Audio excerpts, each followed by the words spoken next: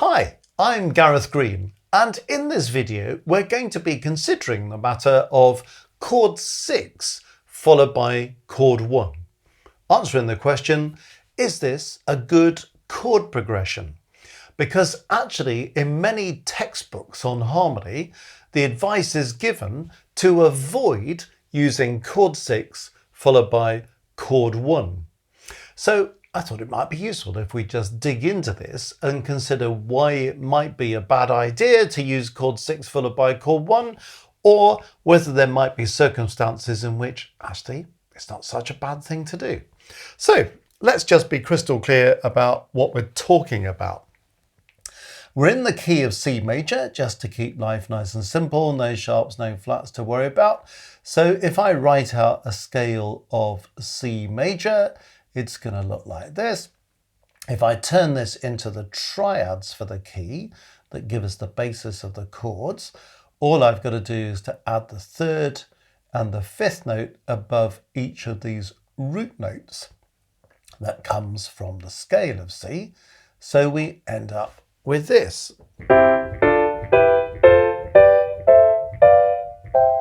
And the conventional way of labeling that is to use Roman numerals. Why do we do that? Well, if you use numbers, it could mean fingering, or 3 could mean something's a triplet or something. So if ever you see these Roman numerals, you know we're talking about chords. And each of these chords built on each degree of the scale. So if you see chord 1, you know it's built on the first note of the scale, what we call the first degree of the scale. So in C major, that's C. In D major, it's D. In F minor, it's F. You get the idea. And then if it's chord 2, well, it's built on the second degree of the scale. In the case of C major, that's going to be D. And so on.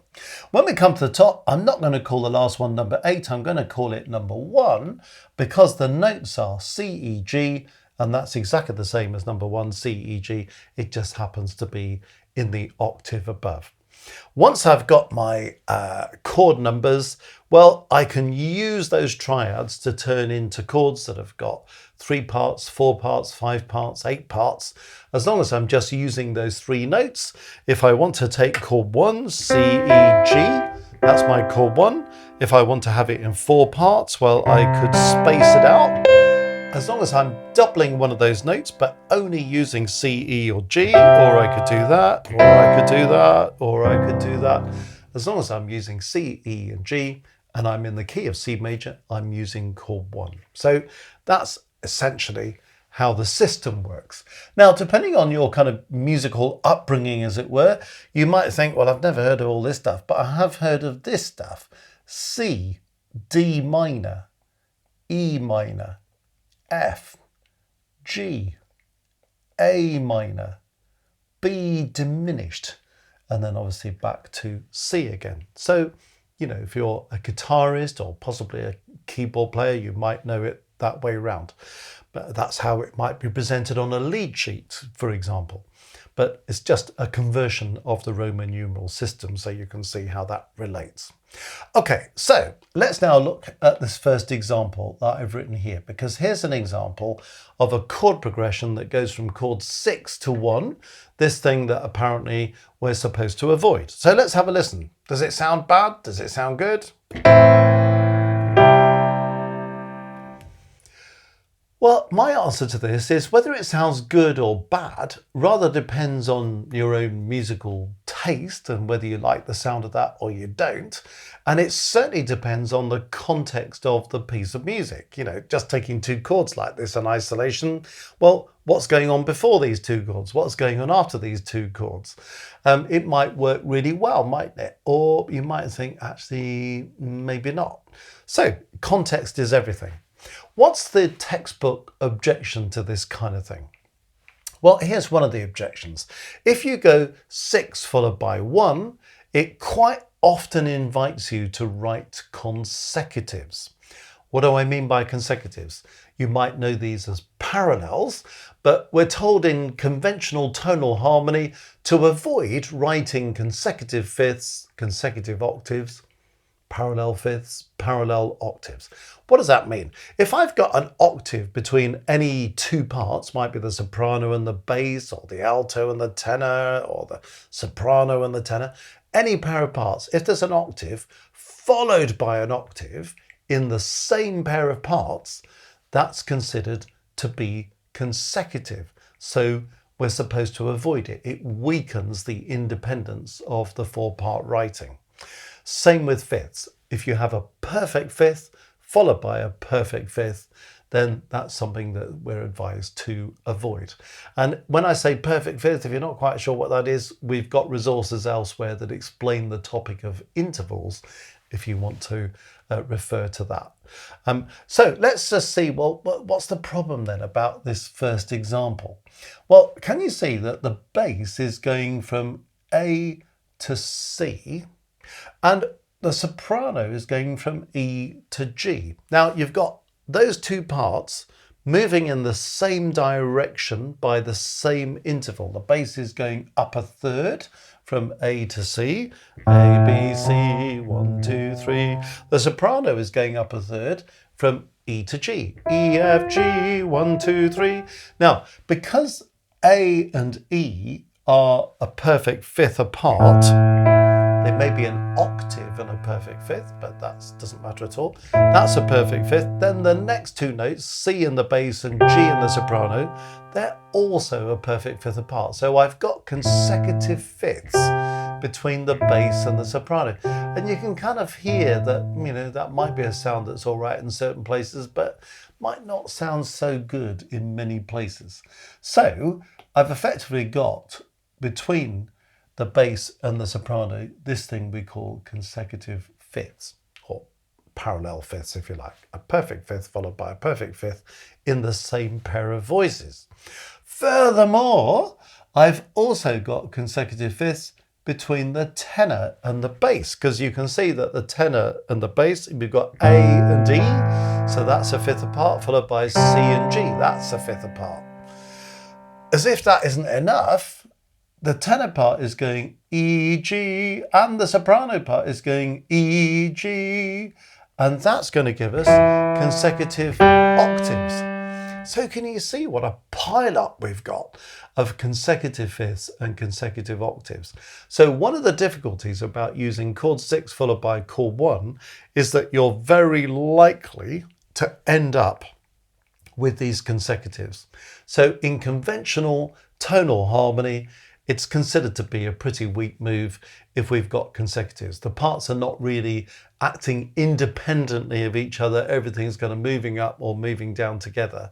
And that weakens the progression going from 6 to 1. That's the thinking.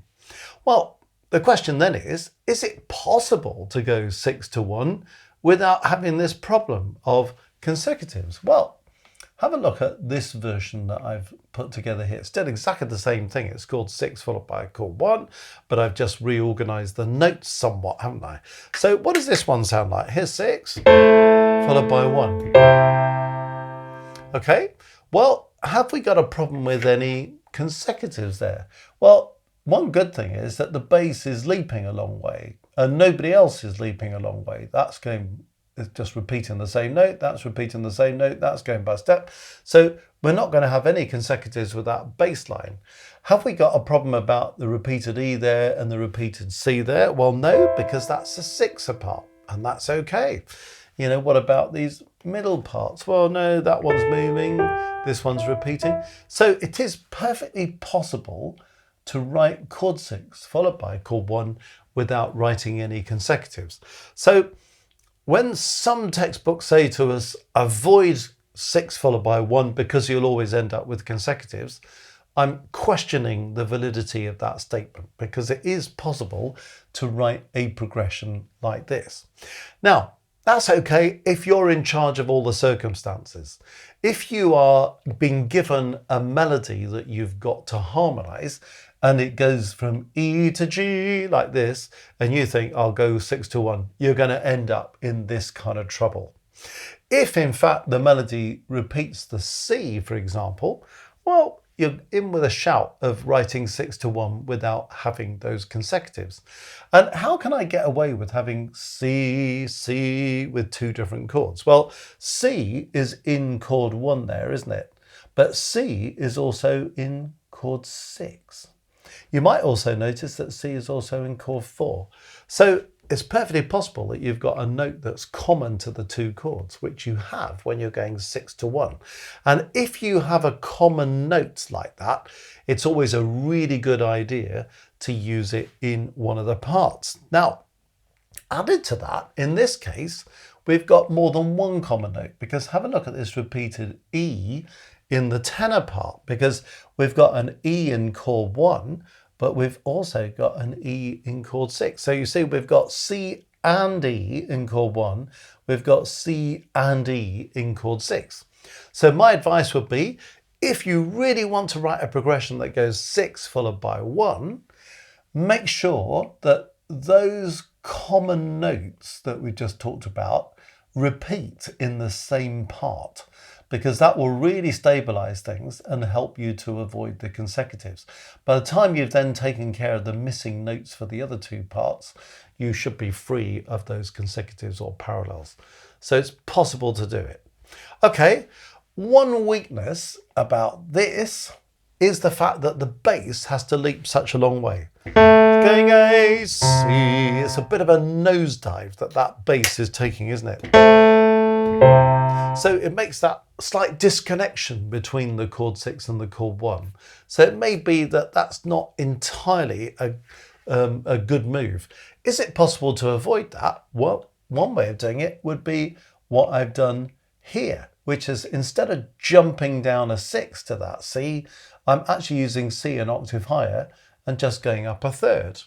If you're thinking, well, that's a bit too high for my bass line, well, there's nothing to stop you putting the bass line an octave lower. But sometimes when you've got a big leap like that, you can think, well, if I moved one of these notes into a different octave, would that actually help me to be a bit smoother with it? So that's one way out of it. So this is a more refined version of that. So what does this sound like? Does that sound bad? I don't think it does really. But again, it's all about context. Now, if you're at the end of a phrase, you'd be expecting, again, in conventional tonal harmony, to have a cadence. So you might, if you're finishing on 1, you're likely to go 5 to 1 or 4 to 1. So if you're going 6 to 1 at the end of a phrase, it's not really an official cadence. But you could, in this case, if you were repeating those C's at the top, go 4 followed by 1. So then you've got to think, is 4-1 stronger? If I go 4-1, or maybe the bass could go down. That feels stronger than 6 to 1. So I would say if you're going to use 6 to 1, you've got to use it very carefully so you don't end up with this kind of trouble. But it's probably best to use it mid-phrase than it is to use it at the end of the phrase where you want some kind of cadence to occur. So there we are. 6 to 1, often advised that we don't use that progression. I'm saying, well, maybe the best way of thinking about it is that it carries a kind of harmony health warning, if you like. There are great dangers in writing 6 to 1 because you can end up with a pile of parallels or consecutives. You can end up with a bass line that's leaping around the landscape, whatever. But if you do something to stabilize it using those common notes that we've got here, and you think about maybe the bass line going in a direction where it's going up a third instead of down a sixth, it's perfectly possible to use it, with the advice that maybe it's not such a good thing to use at a cadence. So I don't think we should see this as a rule that is there to be obeyed at all costs, but it's an advisory rule, if you like, that just says if you're going to go 6 to 1, just check it out carefully, make sure it's the best progression. Would it be better to go 4 to 1, for example, or something else to 1? Or if I'm going to use the 6 to 1, don't use it at the end of a phrase, use it mid-phrase, and be happy that in the context it works really well because a huge amount depends on which chords come before it and which chords come after it.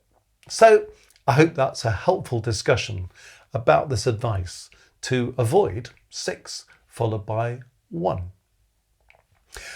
Well, if you've found this video helpful, let me invite you to take a tour of the Music Matters website, www.mmcourses.co.uk. Will take you to a site that is full of rich resources, all sorts of exciting things for you to explore there. So do spend some time looking at it. If there's one thing in particular that I'm going to recommend in relation to the video you've just seen, it would be to click on courses on the home page and then go to one of our many courses there called Keyboard Harmony.